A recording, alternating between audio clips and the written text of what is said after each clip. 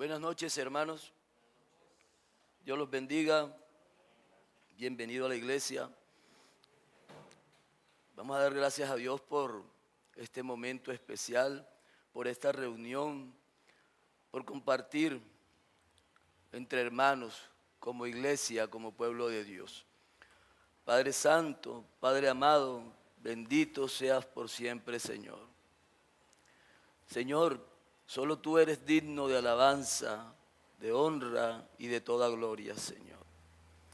Te damos gracias porque en tu infinita misericordia, Señor, has tenido te ha agradado mirar a tu pueblo, mirar a un grupo de pecadores, Señor, y convertirlos en pueblo tuyo, en linaje escogido, Señor, en real sacerdocio, Señor, para que podamos contribuir con la expansión del Evangelio, Señor, hasta el fin de la tierra, hasta lo último de la tierra, Padre Santo. Pido por tu pueblo, Señor, por tu pueblo que hoy está reunido acá. Pido por mí, Señor, un instrumento imperfecto que tú utilizas, Señor, para la expansión del Evangelio. Pido por tu pueblo para que hoy, Señor, obres en sus corazones y en sus mentes, para que escuchen, entiendan y comprendan el mensaje que tú has guardado para él, Señor. Para que entiendan, Señor, cuál ha sido tu propósito redentor desde el inicio de los tiempos, Señor, y cómo tu obra bajo la soberanía absoluta, bajo tu soberanía absoluta, Señor, se ha cumplido como tú así lo has planificado. Te doy gracias, Señor, por esta oportunidad y te pido, Señor, que dirijas este espacio, que dirijas este momento, Señor, en el cual proclamamos tus grandes verdades. En el nombre de tu Hijo amado Jesús, Señor, te pedimos todo eso confiando en que tú obrarás en nuestros corazones, Señor. Amén. Buenas noches, hermanos. Como el hermano Marlon nos comentaba, hoy vamos a estar estudiando Hechos, capítulos 8, del 1 al 8. Y ese texto de Hechos, del versículo 1 al 8, marca un punto de inflexión en la narrativa que lleva el evangelista Lucas acerca de la historia de la iglesia y del avance del evangelio sobre la tierra. Y marca un punto de inflexión, ya vamos a ver por qué digo que marca un punto de inflexión.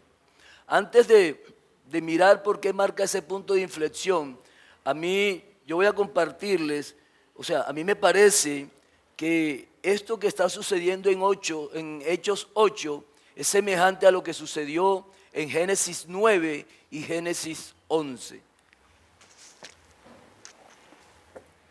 Y les voy a decir por qué. En Génesis 9, el Señor le dice a la descendencia de Noé: id por toda la tierra y multiplicaos. Pero en Génesis 11 vemos cómo los hombres en amplia desobediencia a Dios se oponen a ese mandato divino y dicen: edifiquemos una ciudad y una torre tan alta que llegue a los cielos y permanezcamos ahí, no sea que Dios nos disperse. Y eso, en cierta forma, es lo que yo veo en una forma al comienzo, en la formación de la iglesia primitiva. No voy a decir que la obra apostólica como tal es desobediencia, sino que lo que quiero mostrar aquí es que la soberanía de Dios es la que impulsa el avance, y a pesar de la oposición voluntaria o férrea que nosotros ponemos al plan divino, Dios lo lleva a cabo como Él lo ha planificado y como Él lo ha determinado según el sabio consejo de su voluntad. Si ustedes se dan cuenta, en Hechos 1, 8, el Señor dice a los apóstoles lo siguiente. Hechos 1, 8.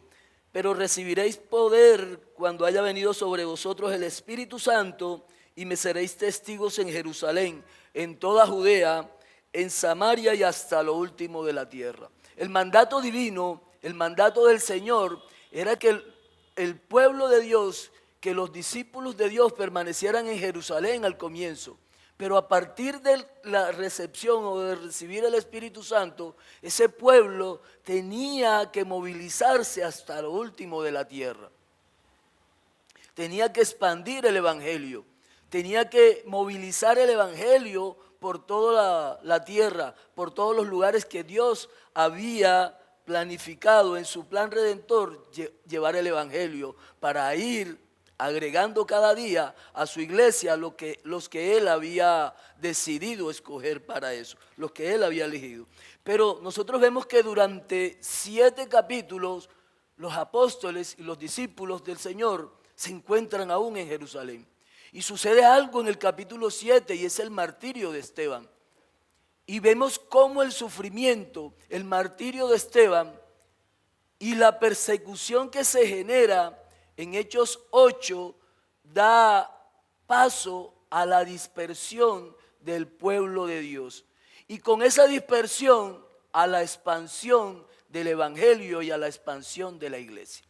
Lo que quiero decir es que una obra que al principio parece ser un daño para la iglesia, como es el martirio de Esteban y la persecución que se da con ocasión de eso, Dios soberanamente saca a su pueblo de Jerusalén y comienza a llevarlo hasta lo último de la tierra y comienza en Samaria a expandir la obra del Evangelio. En ese sentido, lo que quiero decirles es que la muerte de Esteban no detuvo como podría suceder el plan redentor de Dios, sino que Él expande esa obra evangélica o el evangelio, comienza a expandirlo, comenzando desde Samaria, comenzando en Jerusalén y continuando con Samaria. La persecución a la iglesia no está extinguiendo a la iglesia, la está purificando y la está convirtiendo en una iglesia mucho más fuerte. Eso es lo que nosotros vamos a ver en estos próximos minutos. Vamos a ver cómo Dios en su soberanía controla situaciones como el martirio de Esteban, la persecución que vive el pueblo de Dios y la dispersión que se genera para expandir y dar avance a la iglesia y al evangelio. O sea, lo que podría ser dolor y sufrimiento se convierte en una obra maravillosa que es el avance del evangelio, el avance del reino de Dios por todas las naciones de la tierra. Entonces, teniendo en cuenta eso, yo me atreví a dividir esta enseñanza en 4 puntos. La primera parte de esos 4 puntos nos dice que la persecución, aún la persecución es obra, o sea, depende de la soberanía de Dios. Esa es la primera parte y eso lo vamos a encontrar en los versículos del 1 al 3.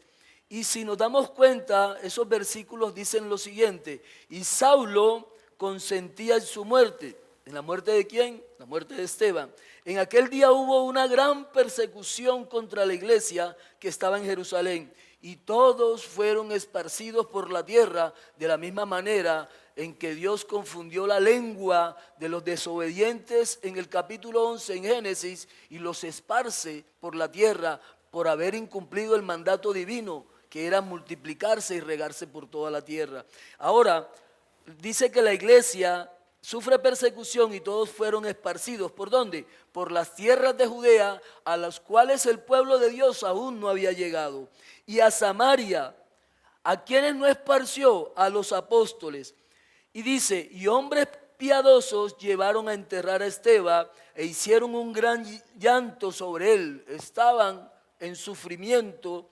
Y Saulo asolaba la iglesia, entrando casa por casa, arrastraba a hombres y a mujeres y los entregaba en la cárcel. Este texto comienza diciéndonos que hubo una gran persecución contra la iglesia y que esa gran persecución, el actor principal, el protagonista principal de esa gran persecución era Saulo de Tarso. Él fue el agente humano que utilizó Dios para comenzar a expandir el evangelio, para comenzar a expandir, a esparcir el pueblo de Dios que estaba, diría yo, tranquilo en medio de Jerusalén. A pesar de la situación, de la tensión religiosa y política que existía con los cristianos por la persecución o la tensión que existía con el Sanedrín y con el gobierno de Roma, los discípulos de Cristo se encontraban tranquilamente compartiendo sus enseñanzas en Jerusalén. Y tiene que vivir lo que se vivió con Esteban para que se dé una gran persecución, aparezca Saulo y comience a asolar la iglesia. El término aquí que dice que Saulo estaba en Jerusalén y perseguía a la iglesia, el término que utiliza, el término griego que se utiliza para traducir asolar, es un término que implica devastación violenta. Eso lo que nos quiere decir es que lo que hizo Pablo en contra del pueblo de Dios no fue algo por encima y frágil, fue una persecución violenta. Lo que se hizo fue algo que iba en contra de la sanidad física de las personas. O sea, él entró y si nos damos cuenta comienza con un martirio, pero la persecución fue una devastación violenta, no fue algo simple. Esta persecución, como les digo, se da en los términos en que la tensión con el Sanedrín y el gobierno de Roma está en un punto álgido, en un punto importante. Los cristianos estaban en mal momento con el Sanedrín porque ellos proclamaban un Mesías que el Sanedrín y las autoridades judías no reconocían como el Mesías. Y aparte de eso, el Sanedrín se preocupaba porque el Mesías que ellos predicaban, el rey que los discípulos de Jesús estaban predicando, decían, era rey sobre reyes, era señor sobre señores. Y recuerden que ese título que se le da a Jesús en Hechos 2, lo que nos dice es que a Jesús, a Cristo el Mesías, lo llamaron Kyrios, que era el mismo título que tenía el César.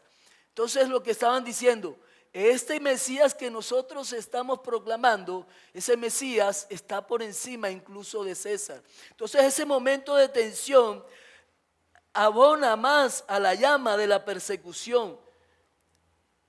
Pero Hechos 8 del 1 al 3 nos está diciendo que esta persecución no es obra humana, sino que es obra y dependencia total de la soberanía de Dios. Dios utiliza algo que es doloroso y produce sufrimiento, como el martirio de Esteban y como la persecución a los hijos de Dios, para expandir el evangelio.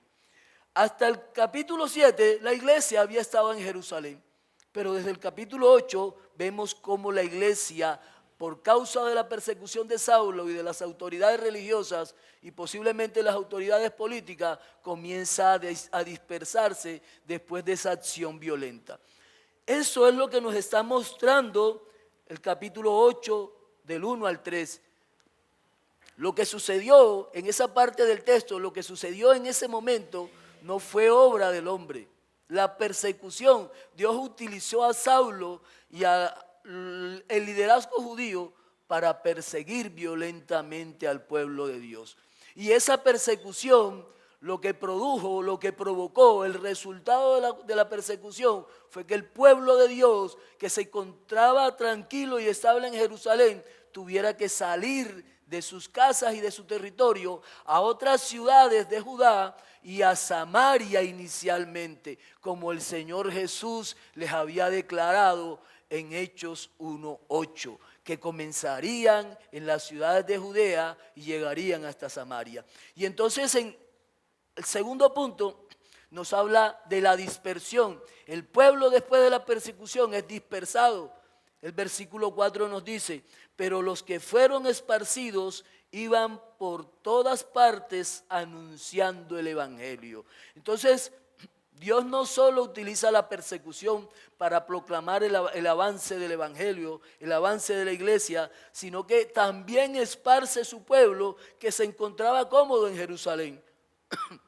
Ahora, si nosotros leemos bien el capítulo, no dice, el versículo 4, no dice que fueron los apóstoles los que fueron esparcidos. No son los apóstoles, no es el liderazgo de la iglesia quien inicialmente sale de Jerusalén, sino creyentes como ustedes y como yo, creyentes comunes. Los líderes de la iglesia no son los que salen esparcidos inicialmente, sino hombres y mujeres comunes y corrientes, escogidas por Dios para llevar el evangelio a Judea y a Samaria. Estamos viendo que no es el liderazgo, y aquí hay una enseñanza importante. La expansión y el avance del evangelio no es labor específica y única del liderazgo de la iglesia. Toda la expansión y el avance del evangelio la hacen personas comunes y corrientes como ustedes y como yo. Hombres y comunes y corrientes, hombres y mujeres comunes y corrientes que no hacen parte del liderazgo, pero que por una u otra razón, según el plan redentor de Dios, es llevado a toda la tierra a proclamar y anunciar las buenas nuevas. Y eso es lo que nos está diciendo ese versículo 4. No son los apóstoles, sino creyentes comunes y corrientes. Y la misión no depende exclusivamente del liderazgo, sino que toda la iglesia entera participa en la expansión del evangelio. Desde una doctrina, desde la perspectiva teológica reformada, aquí podemos ver lo que el apóstol Pedro enseña en 1 de Pedro 2:9. Pedro habla sobre el sacerdocio universal.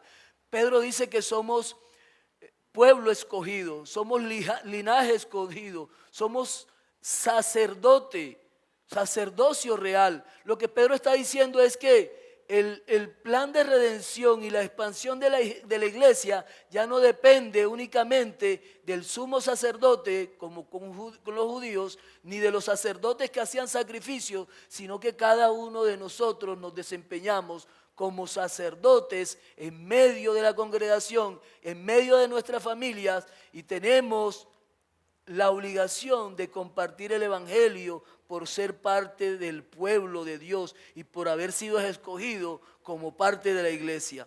La misión no es un resultado de la estrategia humana. Aquí nos estamos dando cuenta, hermanos, que no es que Pedro, Juan, Felipe, Bernabé o todos los discípulos principales o liderazgo principal de lo apostólico decidiera, vamos a comenzar a expandirnos por Judea y vamos a comenzar a salir a Samaria a proclamar al Cristo, sino que Dios en su soberanía utiliza un hecho que es difícil para la vida de los discípulos de Cristo y comienza a dar vida a una misión, que es la misión de enseñar, de anunciar y de proclamar el evangelio del reino.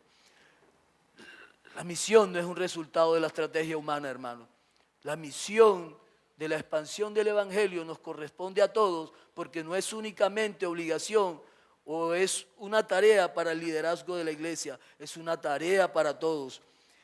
A todos nos compete como iglesia anunciar de forma activa el evangelio del reino y proclamar a un rey que está sobre todos los reyes de la tierra. Si nosotros nos damos cuenta, ese es el primer punto nos hablaba de una persecución. En el segundo punto Lucas nos enseña que el pueblo de Dios es esparcido. Y comienza parte del plan de Dios. Pero en los versículos 5 al 7 ya nos dice que Felipe llega a Samaria. Y este tercer punto yo lo llamo derribando barreras históricas y culturales. Si ustedes recuerdan, nos dice el versículo 5, entonces Felipe descendiendo a la ciudad de Samaria, les predicaba a Cristo y la gente unánime escuchaba atentamente las cosas que Felipe, oyendo y viendo las señales que hacía, las cosas que decía Felipe, oyendo y viendo las señales que hacía, porque de muchos que tenían espíritus inmundos salían esto dando grandes voces, y muchos paralíticos y cojos eran sanados. En el versículo 4 nos habla de que los dispersos anunciaban el evangelio. Una predicación activa, una actuación activa. Pero aquí ya nos habla de otra manera. El versículo, a partir del versículo 5, ya nos hablan de Felipe predicando, proclamando el nombre del rey, expulsando demonios y dando sanidad a muchos paralíticos y a muchos enfermos en nombre del rey que gobierna. Y eso es lo que nosotros vemos acá. El peso de Samaria tiene un peso histórico. Los discípulos de Cristo dispersos y Felipe no llegaron a un pueblo amigo, llegaron a un pueblo que era enemigo del pueblo judío. Era un pueblo con el que habían tenido unas rencillas históricas, culturales y en el tipo de costumbres durante muchos siglos. Recuerden el relato de la mujer samaritana en el capítulo 4 de Juan. Y en ese relato, el evangelista Juan, el apóstol, nos dice que la samaritana le pregunta a Jesús, ¿dónde debemos adorar? Tus discípulos dicen que en Jerusalén y mi gente dice que en Samaria. Los samarios y los judíos no se gustaban como tal. Ellos diferían en sus creencias y en la forma de adorar a Dios, aunque en cierta forma también esperaban la salvación que había sido anunciada para el pueblo judío y para todos los gentiles, según la bendición de la promesa hecha a Abraham en el capítulo 12 y en el capítulo 21. Entonces ellos en cierta forma esperaban, adoraban equivocadamente, pero esperaban en cierta forma algunos, pero esa forma de adoración no era. Por eso el Señor Jesús le dice a la samaritana que llegará el momento en que los hombres adorarán en espíritu y en verdad. ¿Listo? Y entonces ellos tienen cierta tensión, ciertas rencillas culturales, históricas, que los convertían prácticamente en enemigos. Los judíos decían, nosotros somos el pueblo escogido y ustedes samaritanos no tienen parte con nosotros. Y esto es importante porque lo que nos está diciendo Hechos en estos versículos es que esa hostilidad religiosa se intensificaba con el paso del tiempo. Y aquí la importancia que los discípulos llegaran a Samaria, porque lo que ahí hace el evangelio es derrumbar esas barreras históricas y culturales que existían entre los dos pueblos para formar un único pueblo. Recuerden Efesios 2, donde dice que el Señor derrumbó la pared que separaba a los judíos de los gentiles y creó un único pueblo. Recuerden Isaías 42, Isaías 49, cuando dice, hablando del Señor Jesús, proféticamente Dios le dice a Isaías, y te daré por luz a las naciones. Recuerden que la promesa de Abraham no era únicamente para el pueblo judío, sino que era que en la simiente de Abraham todas las naciones serían benditas. Pero hasta ese momento los judíos, considerándose puros, creían que todos los gentiles no tenían derecho ni tenían parte con ellos en el plan de salvación de Dios. Entonces lo que vemos aquí en Felipe proclamando el evangelio en Samaria es un avance sustancial de la iglesia y nos está mostrando cómo el evangelio, cómo esa persecución, cómo esa dispersión hizo que personas como Felipe proclamaran el evangelio, proclamaran a un rey que es sobre todos los reyes de la tierra y dijera que ese Cristo tenía poder sobre lo material y sobre lo inmaterial. Felipe hablaba de Cristo, proclamaba a Cristo, y aquí hay algo importante, hay una diferencia fundamental con el anuncio que se da en el versículo 4 y con la forma que hablan aquí de la predicación de Felipe. En el versículo 4 nos dicen que es una predicación donde se habla y se anuncia el evangelio del reino, el evangelio del reino, diciendo que el evangelio del reino había llegado a la tierra. Era una predicación, era un anuncio activo en que las personas le decían: lo que se prometió al inicio ya está aquí en cumplimiento. El que había sido prometido llegó. Pero ahora Felipe no habla en los mismos términos, aunque lleva el mismo mensaje. Ahora Felipe, el verbo que utilizan aquí para decir proclamar y predicar a Felipe, es el verbo querizo, que significa proclamar como el heraldo. Y esa palabra heraldo era utilizada para aquel mensajero directo del rey, de la autoridad suprema. Ese mensaje que proclamaba el heraldo era un mensaje autoritativo, no era cualquier cosa. Lo que el heraldo proclamaba debía cumplirse obligatoriamente. El mismo mensaje del heraldo era algo obligatorio, no era algo casual, era obligatorio. Y ese es el término que utilizan para hablar de Felipe aquí cuando dicen predicaba. O sea que eso implicaba autoridad delegada.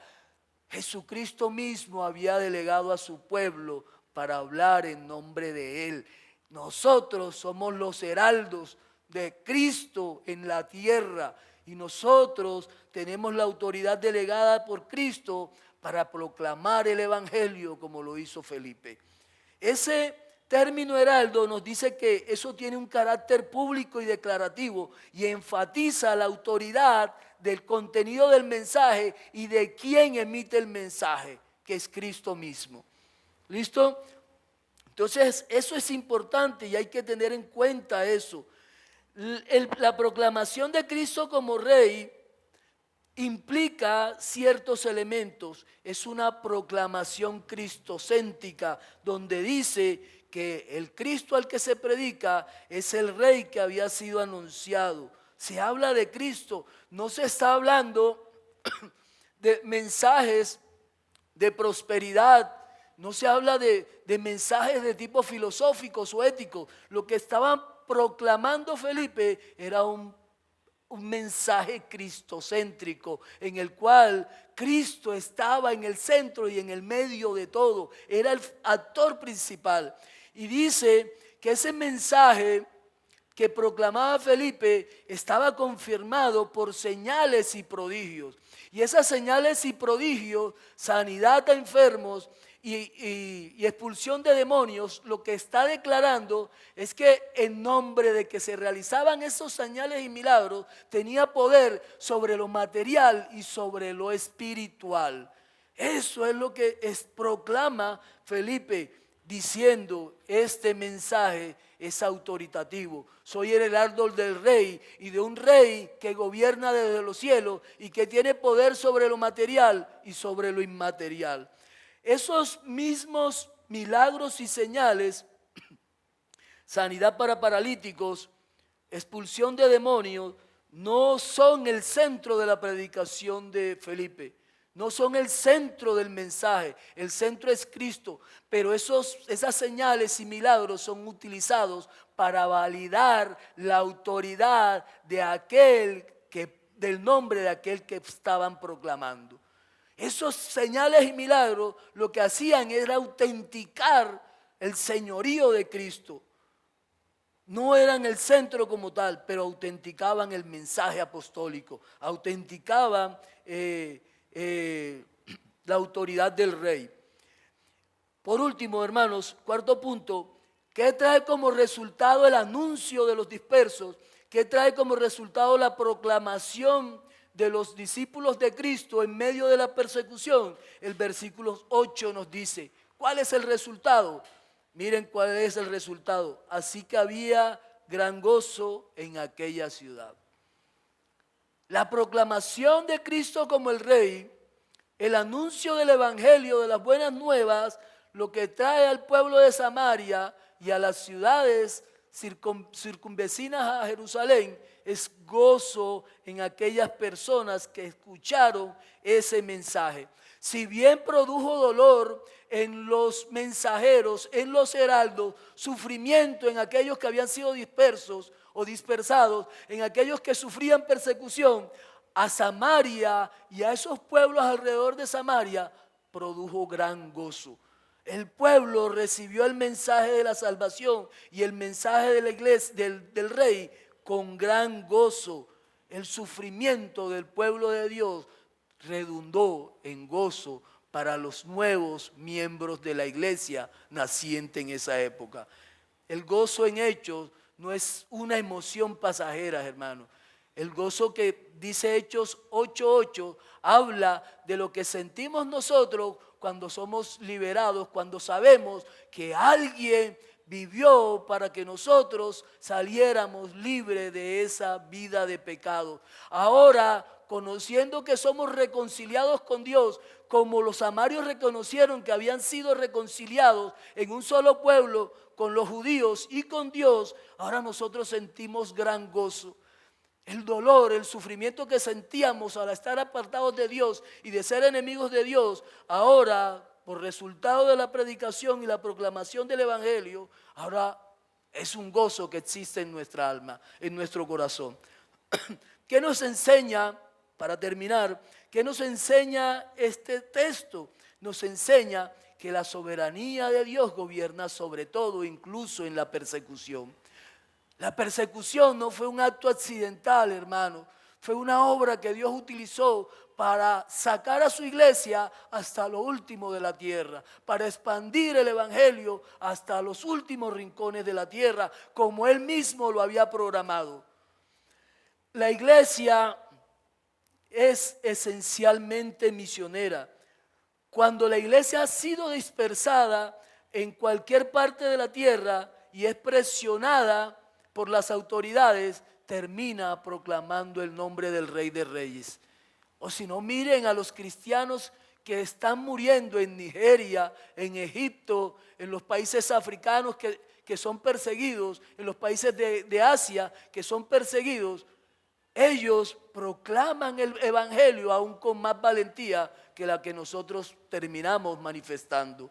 El evangelio no solo proclama y transforma, sino que derriba barreras culturales que existen entre los pueblos y que al entender el mensaje del evangelio sabemos que fuimos pueblo escogido y que ahora no hay diferencia entre judíos y gentiles porque somos un único pueblo.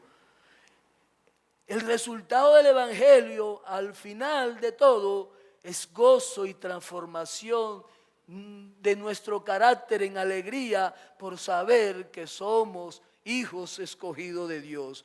Hermanos, si bien la comodidad puede estancar en algún momento la misión, la adversidad, lo que ocurre en nuestras vidas, lo que es doloroso, expande y ayuda a expandir el reino de los cielos, ayuda a proyectar la iglesia. La pregunta no es si nosotros vamos a recibir oposición en algún momento, sino si comprendemos realmente que esa oposición, que ese sufrimiento, que esas tribulaciones están bajo control de Dios y que todo está determinado por Dios desde el principio de los tiempos. Eso es lo que hay que entender. Oposición siempre vamos a encontrar. Proclamar y anunciar el evangelio, proclamar a Cristo como Rey, siempre será un acto en el que nosotros vamos a encontrar oposición. Pero tenemos que confiar que aunque encontremos oposición, en que haya persecución, aunque seamos dispersados, todo está bajo control de Dios y que Dios utiliza cada una de esas cosas que nos hacen de pronto sufrir para expandir y llevar su iglesia hasta lo último de la tierra. Hermano, la iglesia no avanza porque las condiciones sean favorables. De hecho, aquí nos está mostrando Hechos que mientras estuvieron en condiciones favorables en Jerusalén, la iglesia se estancó y quedó ahí. Que tuvo que sufrir Esteban martirio y que tuvieron que sufrir persecución y dispersión para que la iglesia se pudiera expandir. La iglesia no avanza porque las circunstancias son favorables, sino porque Cristo, que es Rey soberano, Él dispone todas las cosas para que el Evangelio y la iglesia se expanda hasta lo último de la tierra, hermanos. Bendito sea el nombre del Señor. Padre Santo, Padre amado, te damos gracias, Señor, porque nos amas, Padre amado, porque no somos dignos de ti, así tú miras con agrado a un pueblo desobediente, Señor. Porque aunque no queremos, Señor, proclamar tu santo nombre, tú, Señor, soberanamente dispones de todo para que nosotros cumplamos con el deber al cual o con la misión a la cual tú nos has llamado, Padre Santo. Señor, perdona nuestra negligencia. Perdona, Señor, mi falta de fe y mi falta de voluntad, Señor, para cumplir con esa misión que tú nos has encomendado, con esa misión que me has encomendado, Señor. Hoy aprendimos que en Hechos la iglesia tuvo que dejar su comodidad, Señor, para que cumpliera lo que tú le habías determinado desde el inicio de la misión que habías asignado a la iglesia, Señor. Tuvieron que sufrir persecución, tuvieron que sufrir dispersión, Señor, para que cumpliera la misión que tú habías guardado para tu pueblo, Señor. Gracias, Señor, por hacernos comprender que al final, aunque nos duela, aunque suframos persecución, aunque seamos dispersos alrededor del mundo, Señor, tu palabra llegará hasta lo último de la tierra y ese mensaje transformará corazones, Señor, de personas que tienen que escuchar el Evangelio, Señor, y ponerse a los pies del único Rey de Reyes y Señor de Señores. Padre amado, te damos gracias por aprender de ti, Señor, por enseñarnos lo que has traído en esta noche, por enseñarnos lo que traes cada miércoles y cada domingo, Señor.